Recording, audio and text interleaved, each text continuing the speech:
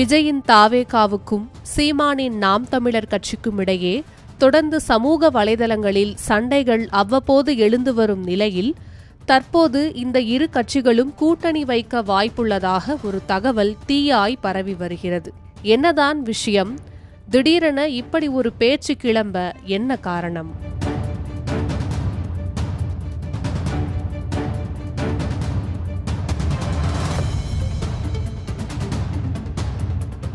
நடிகராக இருந்த விஜய் கடந்த ஆண்டு தமிழக வெற்றிக் கழகம் எனும் கட்சியை தொடங்கினார். கட்சி தொடங்கியதும் அவருக்கு பல எதிர்ப்புகள் கிளம்பியது. ஆனால் அவருக்கு ஆதரவாக குரல் கொடுத்தவர் சீமான். யார் யாரோ கட்சி தொடங்கும் போது தம்பி விஜய் கட்சி தொடங்கியதில் என்ன தவறு என்று அவர் பேசியிருந்தார். அதன் பிறகு விஜய் கட்சி தொடங்கியதும் சீமானுடன் கூட்டணி இருக்கும் என்று பெரிய அளவில் எதிர்பார்ப்பு இருந்தது. விஜய் கட்சி தொடங்கியதும் நடத்தப்பட்ட முதல் மாநாட்டு மேடையில் திராவிடமும் தமிழ் தேசியமும் இரு கண்கள் என்பது போல பேசினார். இது சீமானுக்கு பிடிக்கவில்லை என்றும் விஜயின் கொள்கை தன்னுடைய கொள்கையுடனும் கோட்பாடுடனும் முரண்பாடாக இருப்பதாகவும் கூறி சீமான் விஜய்க்கு எதிர்ப்பை பதிவு செய்ய தொடங்கினார். ஆதரவு குரலாக இருந்த சீமான் விஜயை படுபயங்கரமாக விமர்சிக்க தொடங்கினார்.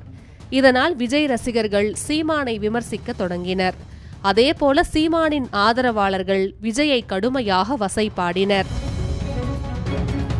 இந்த சண்டை நாளுக்கு நாள் சமூக வலைதளங்களில் அதிகரித்துதான் காணப்பட்டது. இப்படிப்பட்ட சூழலில் திடீரென தற்போது சீமானும் விஜயும் கூட்டணி அமைக்க வாய்ப்புள்ளதாக தகவல்கள் பரவி வருகிறது.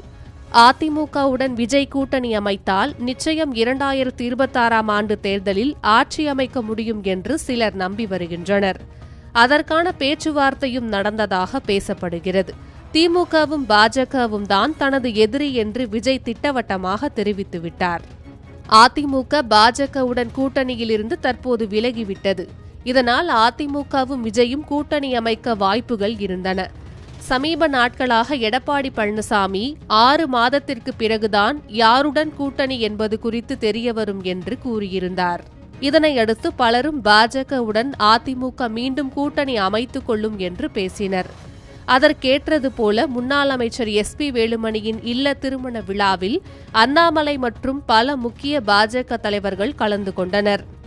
இதில் அதிமுக பாஜக கூட்டணியை வலுப்படுத்த பேச்சுவார்த்தை நடத்தப்படுவதாக பேசப்பட்டது.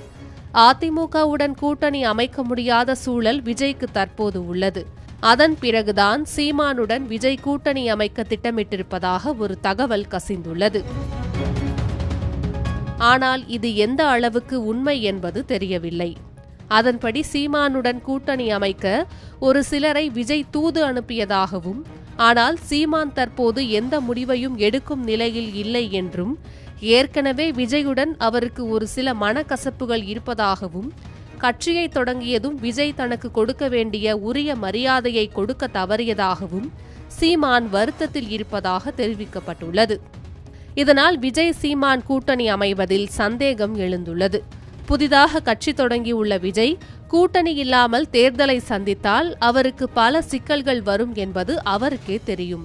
பூத் கமிட்டியில் தொடங்கி தேர்தல் பணிகள் வரை களத்தில் இறங்கி வேலை செய்ய அவருக்கு பெரிய அளவில் ஆட்கள் இன்னும் இல்லை.